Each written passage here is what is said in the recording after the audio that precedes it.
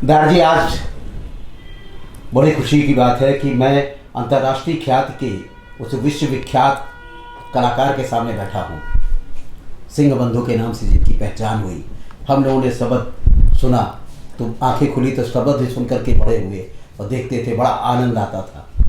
तो सुबह सुबह जिस दौर में आपके शब्द सुनाई पड़ते थे, उसी काल की मुझे बात याद आ रही है कि रामायण जैसा धारावाहिक भी आया। हाँ। और मज़े की बात थी, वो महान हस्ती कश्मीर की वादियों से चल करके यहाँ आया। हमारी बड़ी बहन पद्मा जी, वो भी जम्मू की रही और आप भी उसी क्षेत्र से जुड़ करके रहे और मिल करके आए। तो कलाकारों की धरती से निकल करके कला की जो खुशबू थी, कला की जो खुसूसियत थी, कला की जो वानगी थी, जिस तरह से उभर करके आई, तो अपनी कला के साथ पहले मैं चाहता हूँ कुछ बातें आप कहें। हाँ जरूर। अब अपनी कला के बारे में बात करना बहुत कठिन है ना। तो बचपन में बड़े भाई साहब से गाना सीखना शुरू किया और 20-21 बरस सीखा। उसी में संगीत प्रवीण मास्टर ऑफ म्यूजिक किया और उसके बाद गाना सीखने की ललक बढ़ गई, कम नहीं हुई। तो 2 बरस मैं डागर बंधु से सीखता रहा। अच्छा। और फिर उस साल अमीर खान साहब ने कृपा की, उनके शिष्य हो गए और आजीवन फिर उनके शिष्य रहे। और सच पूछें तो आज भी सीख रहे हैं। जब गाने लगते हैं तो जब सुबह हम अभ्यास करते हैं तो अपनी आप को 2 हिस्से में तकसीम कर लेते हैं।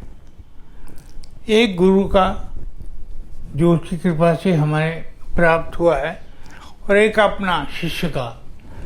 तो जब गाते हैं और अभ्यास करते हैं तो बीच बीच में आवाज़ आती है, अरे सुरेंद्र क्या कर रहा है, हाँ?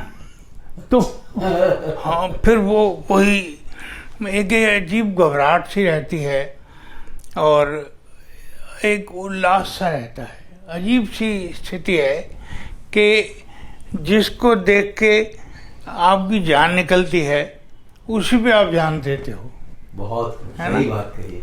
तो आमिर खान साहब जो हैं, जब उनको पहली बार मैंने उनके दर्शन किए तो अफ़गानिस्तान में हम बच्चों के डेलीगेशन में गए थे और खान साहब को बादशाह ज़हीर शाह ने बुलाया था। तो मैंने लोगों से कहा कि ये हिंदुस्तान का सबसे बड़ा गाने वाला है। और खान साहब एक जगह चुप करके बैठ गए। और मोमन 3 घंटे 5 घंटे चुप रह सकते थे। तो मैं सामने जो सामने ग्राउंड थी उसमें ऊँटा लेटा सिर्फ उनको देखता रहा, निहारता रहा। तो मुझे मेरे दोस्तों ने कहा, अरे बेवकूफ़, इससे बात करना। हम बात कैसे करें, हाँ सबके पास जाते हुए जान निकलती थी। वेट करूं? नहीं। तो फिर खैर सब ने मुझे बहुत डांटा फटकारा। मैं गया तो मैंने कहा जी नमस्कार, ये हैं उस्ताद आमिर खान साहब, है ना। अच्छा। तो उन्होंने कहा जीते रहो। अच्छा, मैंने कहा कि वो ये मतलब इतनी जान निकलती थी, कोई बात ही पूरा डर कहिए, डर जो है, क्या आप ऐसा कुछ करेंगे? ये डर जो है ना, वो गुनगुनाएंगे जो गाते हुए, क्या वो डर जो है सामने जो आपने गीत ना मेरी उनके सामने गाने की कोई हिम्मत नहीं थी। अगर वो ऑडियंस में हो तो मैं गा ही नहीं सकता था। एक बार हमारा इंदौर में प्रोग्राम था तो वो सुबह हम खान साहब के पास गए। तो आपने कहा ये हमारा शाम को प्रोग्राम है। अच्छा, तो फिर आप वहाँ नहीं आना। तो एक और कोई था वहाँ, कहा ये क्या बात हुई? उनका ये बावले हैं मेरे शिष्य हैं, ये मुझे ये कहने आते हैं कि हमारा गाना मत सुनना।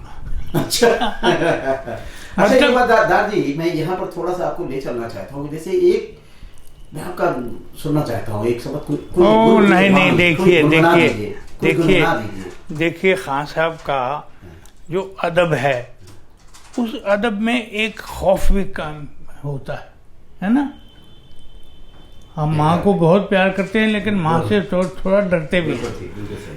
तो उनका खान साहब का ये हाल था कि वो एक बार हमारा इंदौर में ही प्रोग्राम था, तो सब हमने अनाउंसमेंट लिखवा दी ये वो। तो एक आदमी कहने लगा, अरे सुभान अल्लाह, तुम लोग पिछले साल इतना अच्छा बागीशी गाए, तुम्हारा उस्ताद भी तारीफ कर रहा था। अच्छा। मैंने कहा आप क्या कह रहे हैं खान साहब, हमारे गाने में नहीं आते हैं। हाँ मालूम है, उसने मुझे कहा था कि ये तो सामने आ जाऊंगा तो गाएंगे ही नहीं। तो हम बाहर ग्राउंड में घूमते रहे। उन्होंने कहा ये साहब आपका अनाउंसमेंट हो गया। मैंने कहा अब हम नहीं जा सकते। मैंने कहा हम गा रहे थे और खान साहब ने सुन लिया और यूं हाथ करके हम गए। हमने चचा बाब, ये कोई वक्त था ये बात कहने का? अब हाँ 5 मिनट का इंटरवल अनाउंस कीजिए। हम दोनों भाई अब 5 मिनट में बैठे हुए, राग चेंज किया। अच्छा। कि जो राग पहले लिखवाया था वो आमिर खान साहब गाते थे, वो चेंज किया और फिर गाने गए। तो खान साहब के साथ हमारा जो रिश्ता था वो रूहानी रिश्ता था, है ना। आत्मा जुड़ा। मैंने एक बार किसी को कहा था कि जहां आपका अहम त्रोहित हो जाए, समझो गुरु मिल गया। बहुत, है ना, बहुत बिल्कुल सही कहा आपने। कि अगर आपको ये लगे कि हाँ बस 2-4 साल की बात है, मैं भी गा ही लूंगा, अच्छा है ना, तो समझ लीजिए कि तो समझो कि वो आपका गुरु नहीं है, बाकी सब ठीक है ना।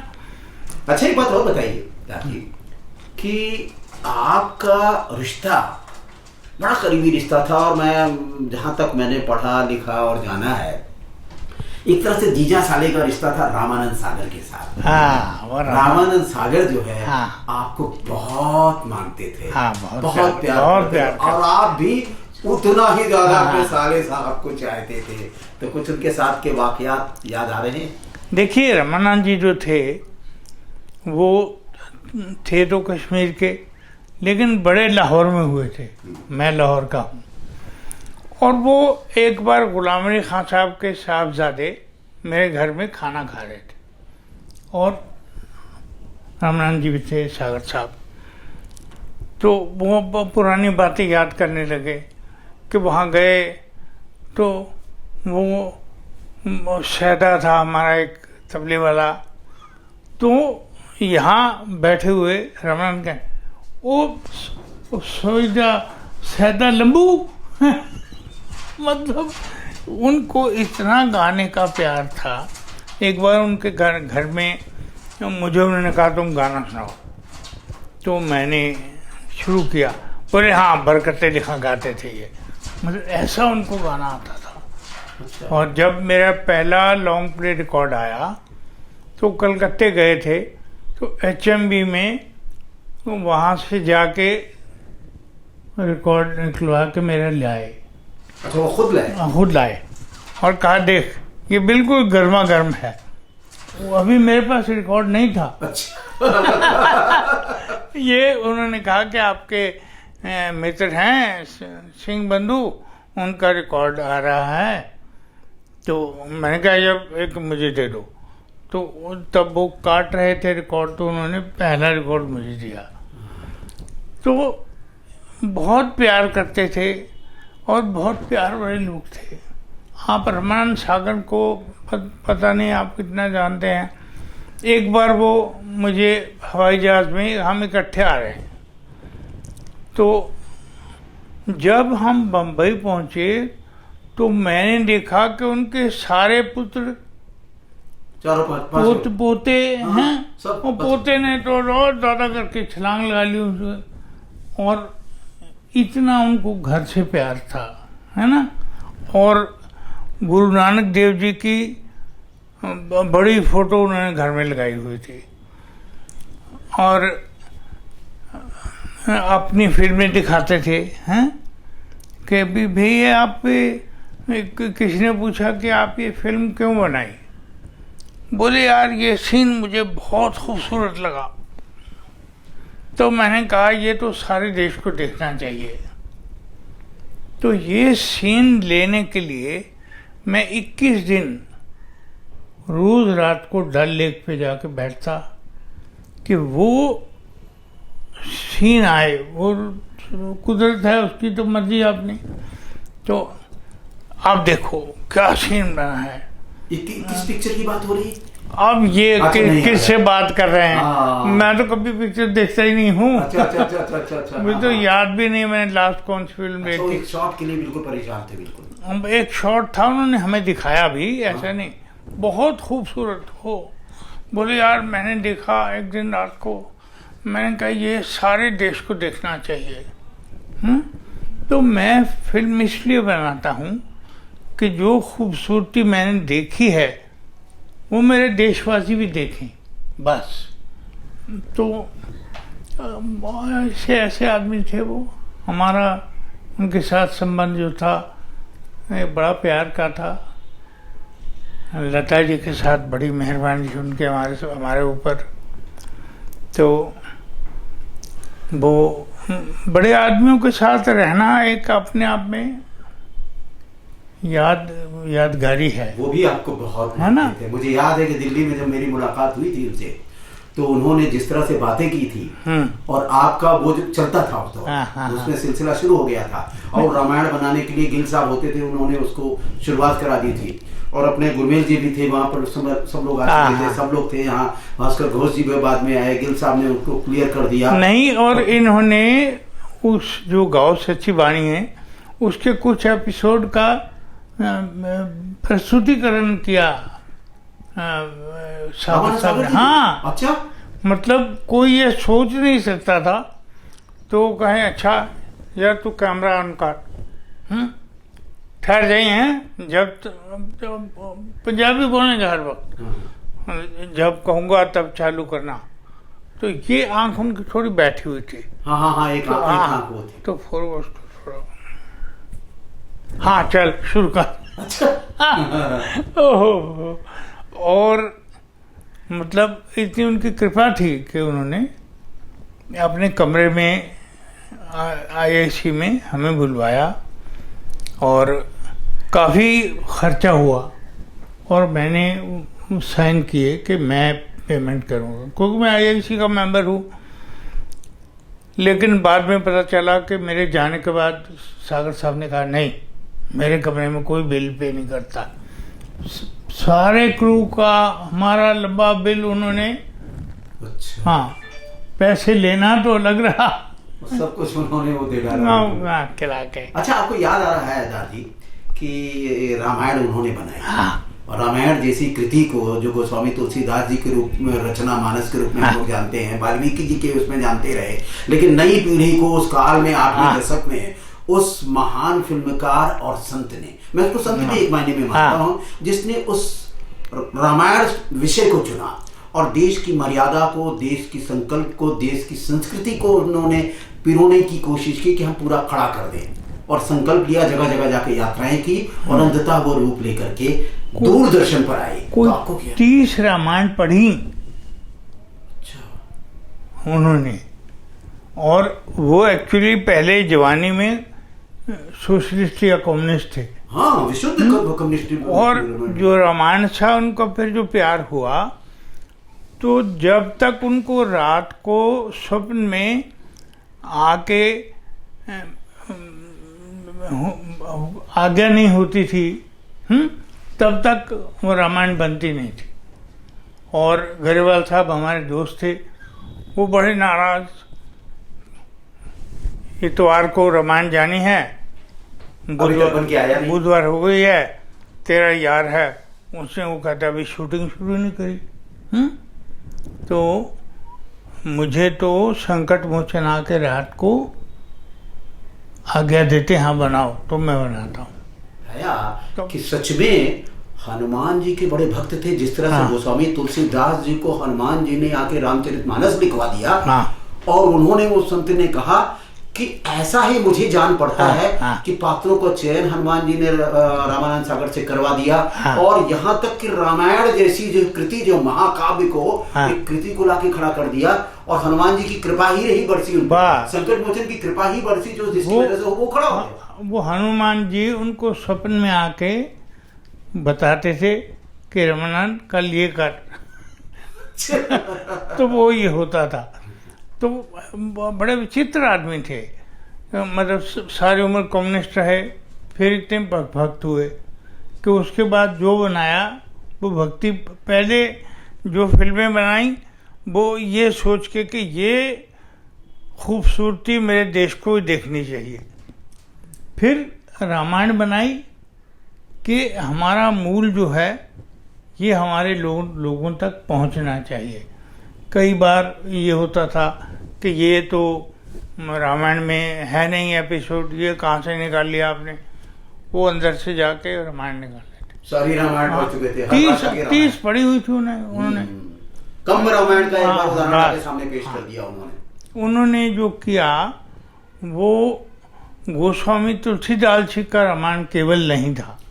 हाँ, उन्होंने रामायण का जैसे किसी फूल की आप खुशबू इत्र में डालते हैं, उन्होंने सारे 30 रामायण के इत्र में डाली और फिर वो हमें दी।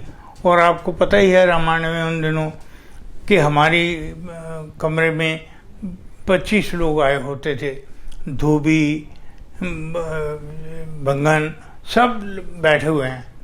बाहर मैं गया कोई कारण वजह से, तो वहाँ मैंने उसका यार ये तो बिल्कुल सुनिए, बोले जी आज जो कर्फ्यू लगा हुआ है। मैंने कहा अरे कर्फ्यू क्या लगा हुआ है? बोले रामायण आ रही है। रामायण आता था दूरदर्शन पर तो सड़कें सूनी हो जाती थी, ऐसा लगता था कर्फ्यू लग गया, कर्फ्यू लगा हुआ। तो उस महान फिल्मकार ने, महान कलाकार ने और महान संत ने अपनी तरह की एक कृति दी और आपने अपनी दृष्टि दी।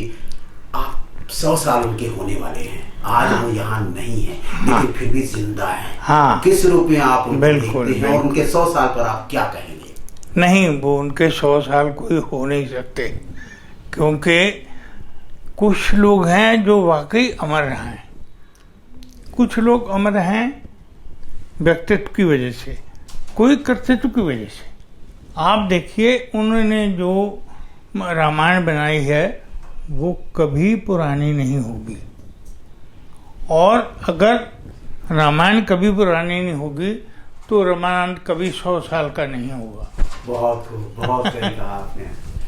तो इस पर उनके लिए विशेष रूप से जो देश में एक महान कलाकार सिंह बंधु हमारे सामने हैं, और सिंह बंधु से मैं ये निवेदन करूंगा, ये गुजारिश करूंगा, उस महान कृति को लेकर के बनाने वाले उस महान कलाकार के बारे में आने वाली पीढ़ी को आप अपने संदेश से किस तरह से जोड़ के बात करें? नहीं, मैं यही कहता हूँ कि जहाँ तक मैंने रमानंद जी को देखा, वो, अब माफ़ करना मैं सागर साहब नहीं कहता, रमानंद जी कहता हूँ, तो वो सागर साहब सारे देश को अपना मानते थे। एक सीन रमानंद सागर को बहुत सुंदर लगा, अब उसको ये कि ये सारा देश देखे, और 21 दिन वो डल लेक पे सारी रात कैमरा लेके बैठे रहे, कब वो सीन आए फिर वो लिया उन्होंने, है ना।